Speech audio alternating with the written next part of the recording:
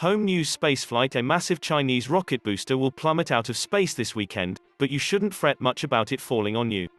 You've got almost nothing to worry about, a space debris expert said.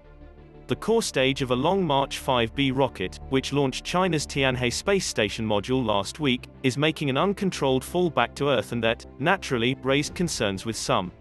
However, in an interview with Space.com, Jonathan McDowell, an astrophysicist at the Harvard-Smithsonian Center for Astrophysics, the typical risk of an individual being hit is 1 in many billions. That said, there is a small risk that pieces of the 23-ton, 21 metric tons, vehicle will hit Earth somewhere that is populated, and it's not the first time China has had a huge rocket fall back to Earth recently. Related, how to track China's falling rocket booster online. This re-entry prediction plot by the Aerospace Corporation shows the estimated splashdown point of China's 21 metric ton Long March 5B rocket booster on May 9, 2021. As of evening May 7, it was estimated to fall in the southern Indian Ocean at around 2 a.m. Eastern Daylight Saving Time. Image credit, Aerospace Corp. The first time for a rocket of this type was a year ago, and the core stage re-entered over Africa, McDowell told Space.com. These 10-meter, 30-foot, long metal rods slammed into the roofs of people's houses.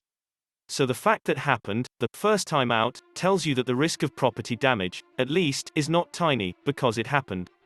We were lucky that there were no casualties. The core stage's orbit places it over populated areas ranging from the United States to Chile to Australia.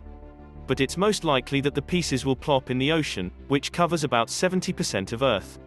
Land areas make up the rest of Earth's surface and only a portion of those areas are inhabited, McDowell noted. Chinese Foreign Ministry spokesperson Wang Wenbin has said the country is tracking the fall and that the risk to inhabited areas is extremely low, according to Reuters.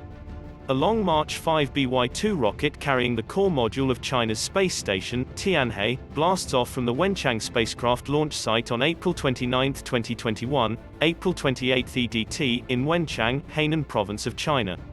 Image credit, VCG via Getty Images. Naturally, however, people want more details and tracking information on what's going to happen.